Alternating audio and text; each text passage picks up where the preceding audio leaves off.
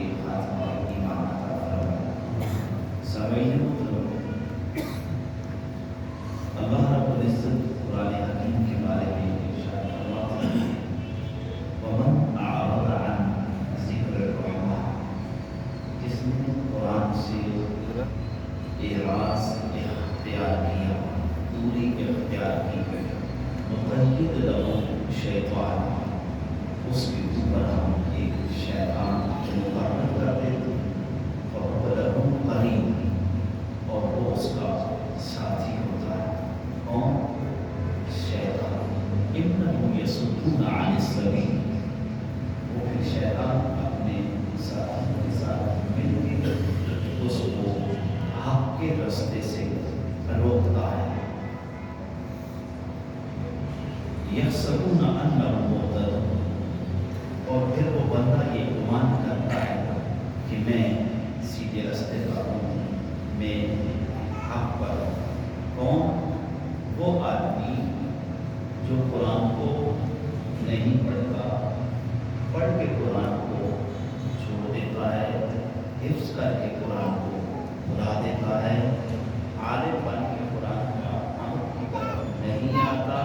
اللہ رب العزت فرماتے ہیں مقید لہو شیطان فہو لہو قرین، تو پھر ہم اس کا جو ساتھی ہوتا ہے نا، قرآن کو چھوڑنے والا، ہم اس کا ساتھی شیطان کو بنا دیتے ہیں۔ وہ کرتا کیا ہے؟ انہم یصدون عن السبیل، وہ اس کو ہدایت کے راستے یعنی دین اسلام کے راستے سے روکتا ہے۔ یحسبون انہم مہتدون، اور وہ بندہ گمان کرتا ہے کہ میں ٹھیک ہوں، میں ایمان والا ہوں، میں سیدھے راستے پر ہوں۔ وہ ایسے ہی ہے جیسے بے نمازی نماز کو کوئی وقت نہیں دیتی اور نہ پڑھ کے بھی خوش ہے۔ حالانکہ نماز کا اللہ نے بار بار قرآن میں تکرار کیا، بار بار اللہ نے نماز کا قرآن میں تکرار کیا، نماز پڑھو۔ ابتدا میں منافق بھی نماز نہیں چھوڑتا، اور آج ہمیں نماز کی فکر ہی نہیں، مسجدیں ہماری خالی، اور نہ پڑھنے والے اپنے آپ کو پڑھنے والوں سے زیادہ ایماندار سمجھتے ہیں، اپنے آپ کو بڑا مومن سمجھتے ہیں۔ تو اللہ رب العزت بھی فرما رہے ہیں کہ ہم اس کے اوپر شیطان کو مقرر کر دیں اور وہ ان کو راہ ہدایت سے روکتے رہتے ہیں، اور وہ سمجھتے ہیں کہ اب حق پر ہے۔ یاد رکھیے، انسانی دل جو ہے نا، یہ دو حالتوں سے خالی نہیں، خاص کر مومن کا۔ یا تو وہ قرآن کی نور سے منور ہوگا، اس کے دل میں قرآن کا نور ہوگا، یہ اگر نہیں ہے تو پھر وہ شیطان کے وسوسوں سے معمول ہوگا۔ درمیان والی دل کی کوئی عادت نہیں ہے، یا تو دل میں قرآن کا نور ہے، یا پھر شیطان کے وسوسے۔ قرآن ہوگا، دل اللہ کی طرف معلق کرے گا، قرآن نہیں ہے، پھر شیطانی وسوسے ہیں، پھر مطلب پھر شیطان کا گھر ہے دل۔ تو یوں کہہ دیتے ہیں نا، یا تو انسانی دل رحمان کا گھر ہے یا شیطان کا گھر ہے۔ قرآن نہیں ہے، پھر وسوسے ہوں گے، پھر خیالات ہوں گے، اور سب سے بڑے خیالات وہ ہوتے ہیں جن کو بندہ دماغ میں کریٹ بھی خود ہی کرتا ہے اور ان کے جواب بھی دیتا ہے اپنی طرف سے۔ مثلا کسی رشتہ دار کے بارے میں غلط فہمی ہو گئی، خود ہی سوال دماغ میں گھڑے، خود ہی ان کا جواب نکالا، اور یہ انتہائی بڑا خطرہ ہے۔ اگر غلط فہمی ہوتی ہے تو آپ کا رشتہ دار ہے، خون ہے، مسلمان ہے، کلمہ وہ ہے، اس سے بیٹھ کے اس کا ازالہ کیا جائے۔ بات بات کسی نہج پر لگ جاتی ہے، اگر ایسا نہ کیا جائے تو پھر رشتے کے اندر ایک پوری دیوار کھڑی ہوتی ہے یا پھر ایک دراڑ پڑ جاتی ہے اور ہمیشہ کے لیے علیحدگی ہوتی ہے۔ خود ساختہ سوالوں کے جواب کا یہ نقصان ہے۔ تو پھر وسوسے بڑھتے ہیں، شیطانی وسوسے بڑھتے ہیں۔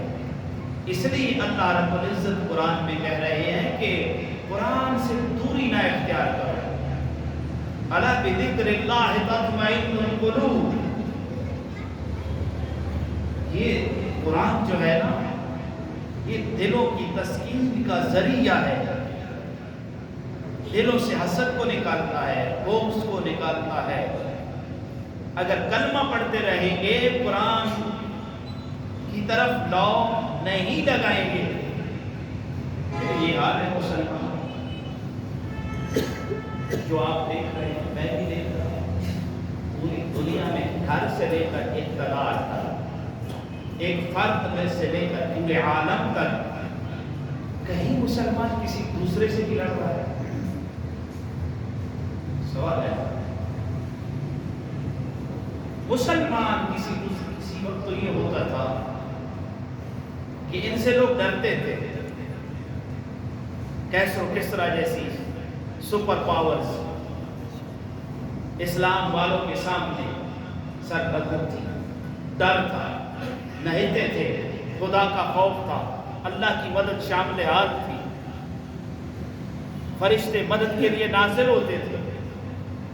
آج پوری دنیا میں اگر کوئی قومیں آپس میں لڑ رہی ہے تو وہ مسلمان، نکھٹوؤں کی، نکموں کی، ذلیل قوموں کی یہی علامت ہوتی ہے، وہ غیروں سے نہیں لڑتے، وہ بولو تو صحیح، وہ آپس میں لڑتے، آپس میں لڑتے ہیں، نیچ قومیں آپس میں لڑتی ہیں، دوسروں سے نہیں لڑتے، اس نے یہ کیا تو میں نے یہ کیا۔ غیرت مند اپنوں سے نہیں لڑتے، اپنوں کا سہارا بنتے ہیں، دوسروں سے لڑتے ہیں۔ توجہ ہے انشاءاللہ۔ یہ بات میرا خیال ہے آپ کے مزاج کو سوئچ نہیں کر رہی، کیونکہ ہم لوگ حق کو سننے کے عادی نہیں ہیں، ہم قصے کہانی اور شعروں کو سن کے کانوں کی لذت پوری کرتے ہیں۔ اسی وجہ سے یہ میٹھے بیان سن سن کے نا، اور قوم میٹھا کھا کے اور میٹھے بیان سن کے جسمانی شوگر بھی ہو چکی ہے اور روحانی شوگر بھی ہو چکی ہے۔ جسمانی شوگر بھی ہے نا، زیادہ ہے نہیں زیادہ، ہمارا سب پسینہ آ رہا ہے، جسمانی شوگر بھی زیادہ ہے اور روحانی شوگر بھی زیادہ ہے۔ جبکہ بات ایسی نہیں ہے جو ماحول ہم نے بنا لیا ہے، فلاں خطیب کو بلایا جائے سریلا پڑھا ہے، بھئی اس کو کیوں نہیں بلاتے جو قرآن کی بات کرتا ہے؟ زندگی میں انقلاب قرآن سے آتا ہے یا شعر سے آتا ہے؟ خدا مردوں سے مخاطب ہوتا ہے یا زندوں سے مخاطب ہوتا ہے؟ قرآن کا موضوع مردہ ہے یا زندہ انسان ہے؟ قرآن مردوں کی زندگیوں میں انقلاب پیدا کرتا ہے یا زندوں کی زندگیوں میں انقلاب پیدا کرتا ہے؟ ہر زمانے میں قرآن کا کوئی توڑ نہیں ہے، ہر زمانے میں، رسول اللہ کے دور سے لے کر کے آج تک۔ اگر ہوتا تو جنہوں نے تمہیں اپنا غلام بنا لیا ہے، تمہارے اوپر راج کر رہے ہیں، کیا مشکل ہوتا ہے؟ کروڑ ہاتھ تک اب تک لکھی جا چکی ہیں، قرآن کی مثل کیوں نہیں پیش کی گئی؟ قرآن کی ایک زبر زیر میں کیوں تبدیلی نہیں کی گئی؟ اس وجہ سے نہیں کی گئی کہ اس کو نازل کرنے والا اللہ ہے، جب تک اللہ نہ چاہے کچھ ایک ہی تو ذات ہے نا کائنات کی مالک و خالق، جو ناممکن کو ممکن میں، ممکن کو ناممکن میں، یا یوں کہہ لیتے ہیں پاسیبل کو امپاسیبل میں اور امپاسیبل کو پاسیبل میں بدل سکتی ہے، تو وہ ان اللہ علی کل شیء قدیر ہے، وہ میرا اللہ ہے۔ رسول اللہ کے دور سے اب تک، کیونکہ معجزات جو ہوتے ہیں نا وہ قوموں کے مزاج کے مطابق ہوتے ہیں۔ حضرت عیسیٰ علیہ السلام آئے، طب کا دور تھا۔ موسیٰ علیہ السلام آئے، اس وقت جادوگری کا دور تھا۔ سلیمان علیہ السلام آئے تو جن اور حکمرانی کا دور تھا۔ داؤد علیہ السلام آئے تو لحن کی بات تھی، آواز اور سر اور رنگ اور ترنگ اور ڈھنگ کی بات تھی۔ تو وہ اس لہجے میں اللہ نے پھر لحن داؤدی جو کائنات میں دیا ہے وہ صرف اپنے داؤد کو دیا ہے۔ جب اللہ کا ذکر کرتا تھا تو پہاڑ بھی وجد میں آ کے اس کا ذکر کرتا۔ سبحان اللہ۔ اس لیے اللہ کہتا ہے نا اتنا سخت دل تو نہ ہونا۔ ثم قست قلوبهم من بعد ذلك فهي كالحجارة أو أشد قسوة وإن من الحجارة لما يتفجر منه الأنهار وإن منها لما يشقق فيخرج منه الماء۔ پتھر سے بھی پانی آتا ہے اور تو قرآن پڑھے اور تیرے دل کی بھوک اللہ کے خوف سے نہ اٹھے اور تیرے آنسوں سے قطرے چھم چھم نہ گرے۔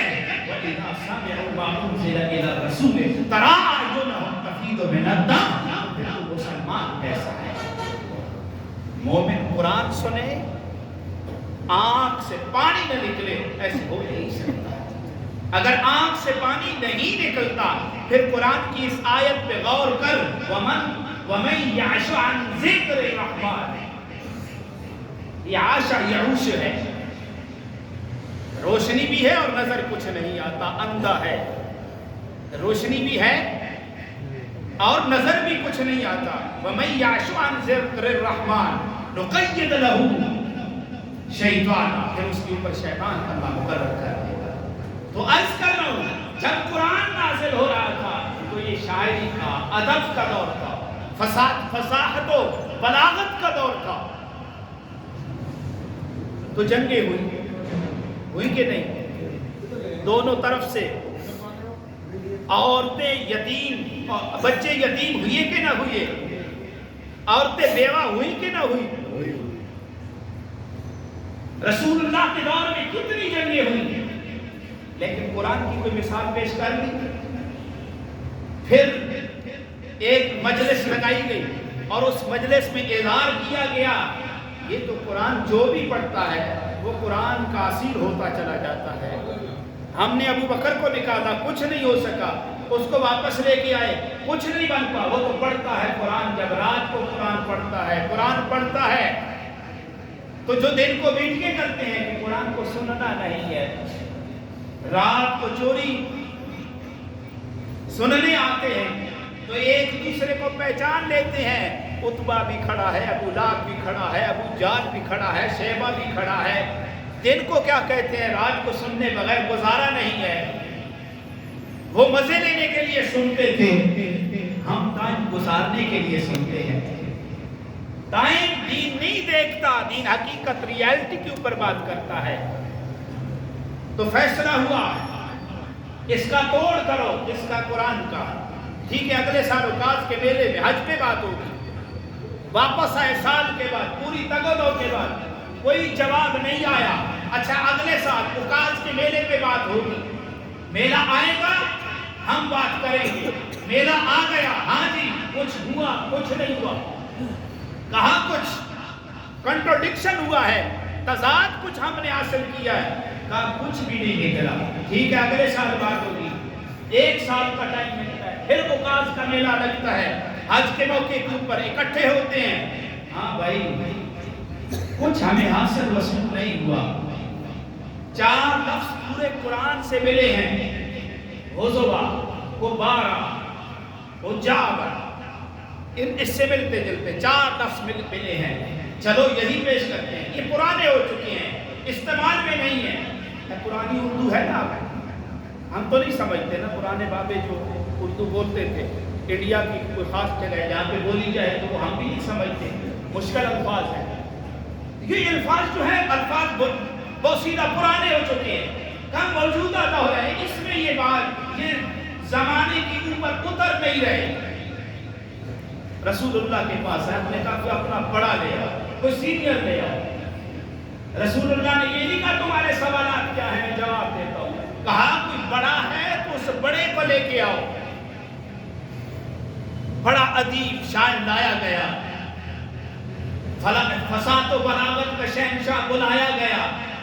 جب سوال وہ کرنے کے لیے آ گیا، تو عرب کا رواج ہے جب کوئی بزرگ بڑا آتا ہے تو اس کا کھڑا ہو کے وہ استقبال کرتے ہیں۔ وہ جب کمرے میں داخل ہوا، ہاں بھئی آ گئے، جی آ گئے، کون ہے؟ یہ صاحب ہے، بزرگ ہیں، بوڑھے ہیں، آ جائیں جی، آ گئے۔ رسول اللہ تو نہ کھڑے ہوئے، رسول اللہ نہ کھڑے ہوئے، جب نہ کھڑے ہوئے تو وہ بیٹھ گیا۔ جب وہ بیٹھا تو رسول اللہ کھڑے ہو گئے۔ جب آپ کھڑے ہوئے تو وہ بھی کھڑا ہو گیا۔ جب وہ کھڑا ہوا تو رسول اللہ بیٹھ گئے۔ جب آپ بیٹھے وہ بھی بیٹھ گیا۔ جب وہ بیٹھا تو رسول اللہ کھڑے ہو گئے۔ جب آپ کھڑے ہوئے وہ بھی کھڑا ہو گیا۔ جب وہ کھڑا ہوا تو رسول اللہ بیٹھ گئے۔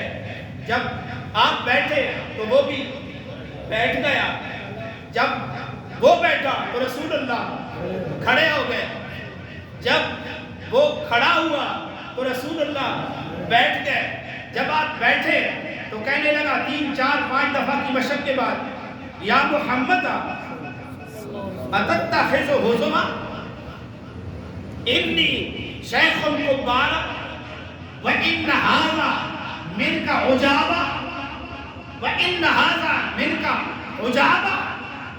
بات سمجھ آئی نہیں آئی؟ میں سمجھاتا ہوں۔ اس نے کہا اتتخذ ہزوا، ہزوا کا لفظ اس وقت استعمال نہیں ہوتا تھا، یہ لفظ پرانا ہو چکا تھا، قرآن میں موجود ہے، اس کے بدلے میں استہزاء کا لفظ استعمال کیا جاتا ہے۔ تو اس نے کہا اتتخذ ہزوا، کیا تو میرے ساتھ استہزاء یعنی مذاق کرتا ہے؟ یہ اس نے خود بولا۔ پھر کہا انی شیخ کبار، میں یا لشیء کبار، میں بوڑھا آدمی ہوں۔ یہ بھی لفظ اس وقت استعمال نہیں ہوتا تھا، پرانا ہو چکا تھا۔ پھر کہنے لگا ان ھذا منک، ان ھذا منک، یہ جو تو کبھی بیٹھتا ہے، ان ھذا منک، یہ جو کبھی تو کھڑا ہوتا ہے، یہ جو کبھی تو بیٹھتا ہے، کبھی کھڑا ہوتا ہے، تجھے معلوم نہیں ہے انی کبارہ، میں بوڑھا آدمی ہوں، مجھ سے یہ تکرار کرواتا ہے۔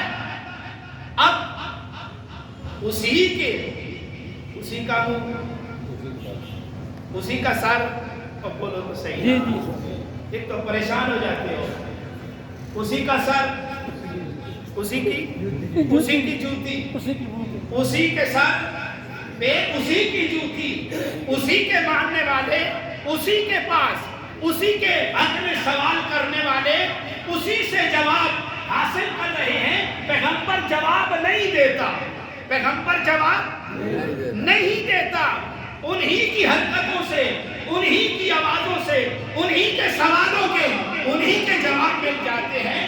یہ کہتے ہیں قرآن کا اعجاز۔ ایک ہوتا ہے قرآن کا ایجاز، آپ نے پڑھا ہے اعجاز، قرآن کا ایجاز بھی ہے، یہ فلسفہ منطق کی زبان میں ہے۔ قرآن کا ایجاز یہ ہے بات مختصر ہو، سمجھ ہے؟ بات مختصر ہو، جواب ڈھیروں ہو، کلمہ ایک ہو، معنی ہزاروں ہو۔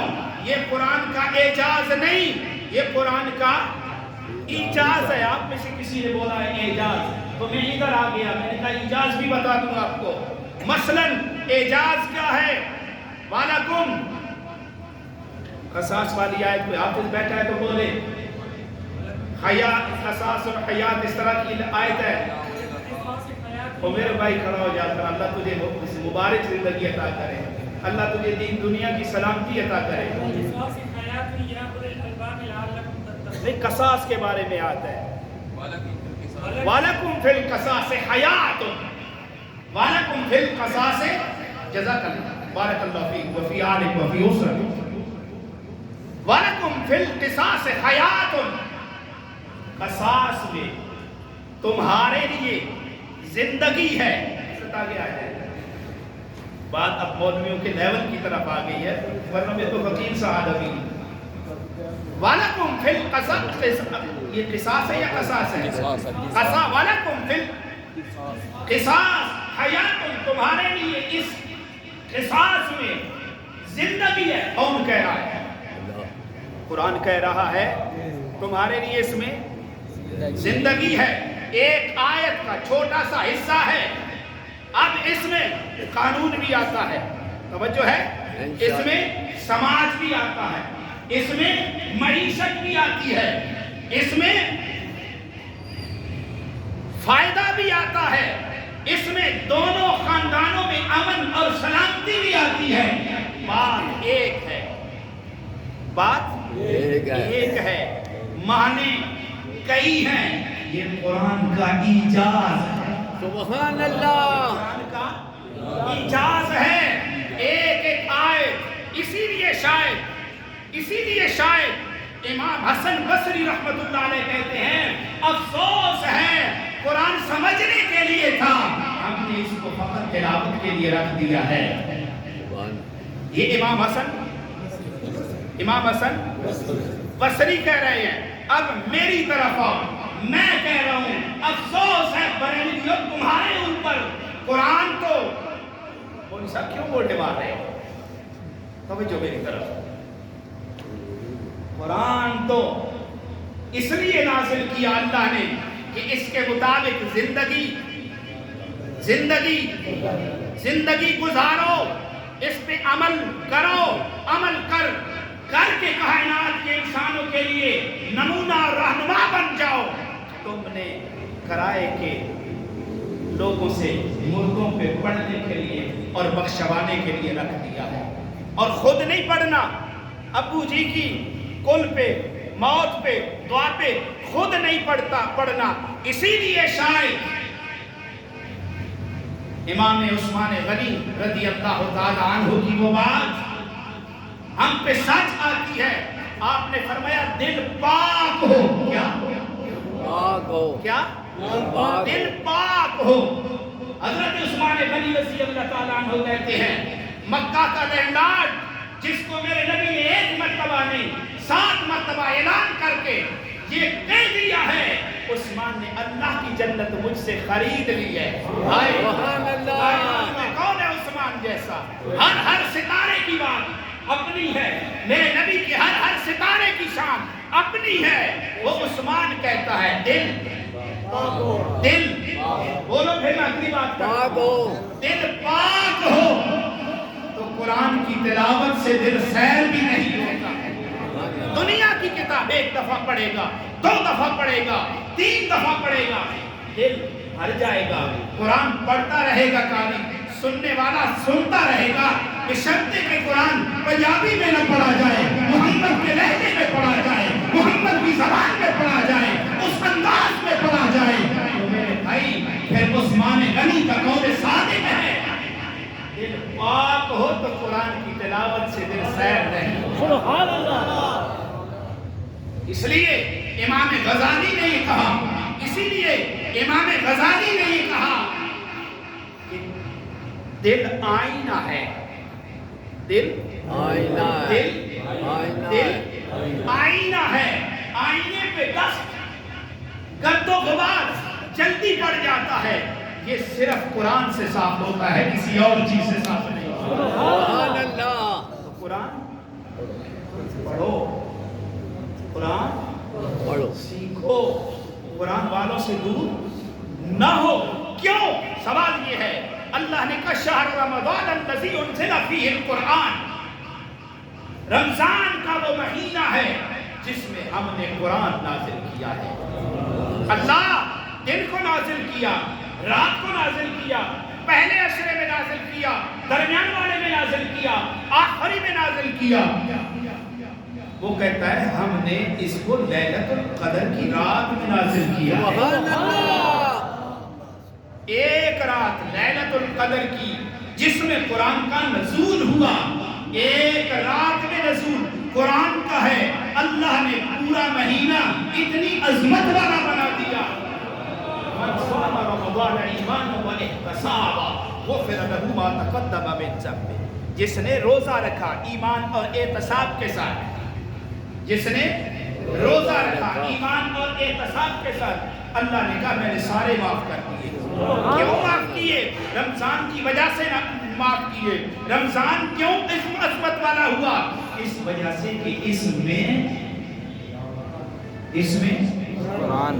میں قرآن نازل ہوا ہے، اس میں قرآن نازل ہوا ہے، اور جس عشرے میں قرآن نازل ہوا اللہ کہتا ہے اس میں میرے مہمان بن جاؤ، میرے مہمان بن جاؤ۔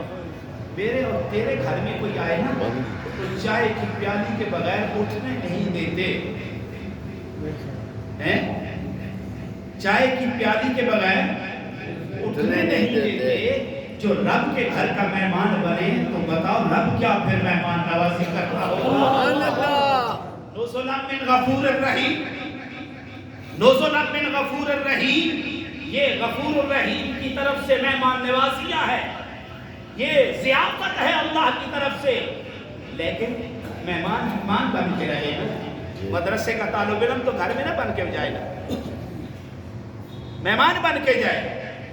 ان کو بھی بڑی معمولی سمجھو، میں یہ پہلے بات کر چکا ہوں، تم تو ان کے اوپر ڈکٹیٹرشپ کرتے ہو نا، 2 سپارے پڑھے گا تو میرا باپ بخشا جائے گا، خدا کی قسم نہ یہ پڑھتا ہے تو تیرا باپ بخشا جائے گا، خود پڑھنا۔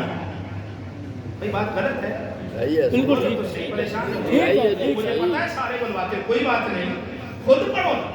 طالب علم نہیں پڑھتا، ہاں اس اگر رمضان قرآن میں آتا ہے، قرآن رمضان میں آتا ہے، پورا مہینہ عظمت والا ہو جاتا ہے۔ قرآن پڑھنے والا جب تیرے گھر میں آتا ہے تو رحمتیں نازل ہوتی ہیں۔ سبحان اللہ۔ اس نیت سے بلانا، لالچ کر کے کیوں بلاتا ہے؟ اس نیت سے بلا، جا کے ادھر خدمت کر قرآن والوں کی، خدا تجھ پہ فضل کرے گا۔ یہاں پہ کیا ہوتا ہے، مولویوں نے یہ کر دیا، مولویوں نے یہ کر دیا، حضرت ایسے ہی ہوتا ہے نا، حکومت کس کو پیسے دیتی ہے؟ سکولوں کو دیتی ہے، مولویوں کو دیتی ہے۔ تو صدقہ ادھر بھی کھا رہے ہو، ایسا تو وہ بھی نہیں دیتا، بھلی بناؤ بس ساڑھے نال کے تو کہیں کھیل رہے ہیں، ساڑھے شناختی کارڈ بھی اس قابل نہیں کہ 50,000 میں۔ خدا کی قسم دنیا کی مشکل ترین ڈگری جو ہے وہ 10,000 ہے۔ میں نے آپ کو پہلے بھی بتایا ہوگا، میرا ISI کا ساتھی تھا، بڑا اس کو شوق چڑھا، مجھے اکثر طنز مارتا تھا، اور بھی کیا ہوتے ہیں، یہ کیا پڑھا ہے۔ میں نے اسلامیات اس طرح پاس کر MA کر لی، میں نے کہا یہ نصیب کی بات ہے، اللہ جس کو دے دے۔ ایک مدرسے میں اسلام آباد داخل ہو گیا، 6 مہینے کے بعد کہتے ہیں مجھے سمجھ نہیں آتی یہ کیا۔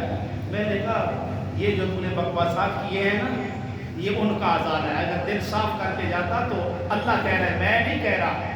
وَلَقَدْ يَسَّرْنَا الْقُرْآنَ لِلذِّكْرِ، ہم نے قرآن پڑھنے والوں کے لیے آسان کر دیا ہے۔ جو قرآن والوں پہ پھونکتا ہے نا، پھر دین دل میں نہیں آتا، پھر اوپر سے چلا جاتا ہے، پھر بات یہاں پہ ختم بھی نہیں ہوئی۔ وَمَن يَعْشُ عَنْ ذِكْرِ الرَّحْمَنِ نُقَيِّضْ لَهُ شَيْطَانًا، اللہ کہتے ہیں اسے مردودوں پہ ہم شیطان مقرر کر دیتے ہیں، فَهُوَ لَهُ قَرِينٌ، وہ ان کا ساتھی ہوتا ہے۔ إِنَّهُمْ يَصُدُّونَ عَنِ السَّبِيلِ، پھر وہ شیطان ان کو رحمان کے رستے سے روکتا ہے۔ جب شیطان روکتا ہے یَحْسَبُونَ أَنَّهُمْ مُهْتَدُونَ، پھر وہ کہتے ہیں ہم تو حق پر ہیں، ہم ہی ہدایت والے ہیں۔ جو نماز نہیں نہ پڑھتا وہ سب سے بڑا مومن ہوتا ہے، ایسا ہے نہیں۔ یہ قرآن کی آیت ہے، نہ حکایت ہے نہ روایت ہے، قسم اللہ کی قرآن کی آیت ہے۔ غالباً سورہ زخرف کی آیت نمبر 36 اور 37 ہے۔ جزاک اللہ بھائی، اللہ آپ کو سلامت رکھے۔ ایسے لوگ ہونے چاہیے۔ ادھر حفاظ ہوتے ہیں نا، جب میں کوئی آیت پڑھتا ہوں تو سر نیچے کر لیتے، اتنا نیچے کر لیتے کہ مجھے بھی نہیں پتہ چلتا کدھر جا رہے ہیں، نالا نہیں سے بھی نیچے چلے جاتے ہیں۔ تو قرآن پڑھا کرو، قرآن کے ساتھ علم لگاؤ۔ افسوس، سخت افسوس، تیرا جیب میں پڑا موبائل دن میں پورا مہینہ کھلتا ہے، یعنی 30 مرتبہ کھلتا ہے. ایک دن میں موبائل 30 مرتبہ سے زیادہ کھلتا ہے. سات افسوس کہ تیرے گھر میں پڑا قرآن ایک دفعہ بھی نہ کھلے، اور وہ بھی رمضان میں. ہمارے اسلاف رمضان کے مہینے میں قرآن سے جڑ جاتے. خدا کی قسم اگر زندگی میں قرآن نہیں ہے کوئی فائدہ نہیں ہے ایسے روزے کا. روزے کو عظمت قرآن سے ملی ہے، اس مہینے کو عظمت قرآن سے ملی ہے، آخری عشرے کو اعتکاف کو عظمت قرآن سے ملی ہے، لیلۃ القدر کی قدر قرآن سے ملی ہے. قرآن سے اپنا تعلق جوڑو.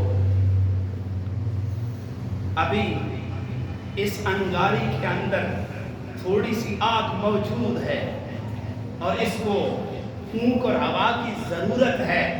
اس کو بھڑکاؤ گے تو بات بنے گی. بات کچھ بھی نہیں ہے، کوئی سپر پاور نہیں ہے. سپر پاور اگر ہے تو میرا اللہ ہے،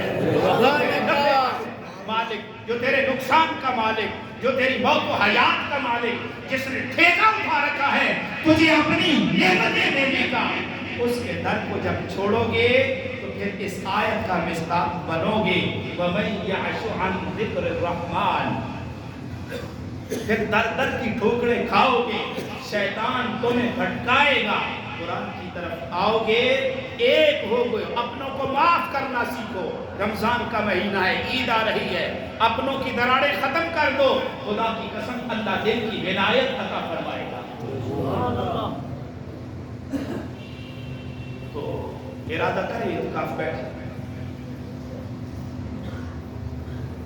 رمضان کا مہینہ قرآن کے لیے. امام ابو حنیفہ سے لے کر کے فتنے کی صبح تک قرآن ہوتا تھا.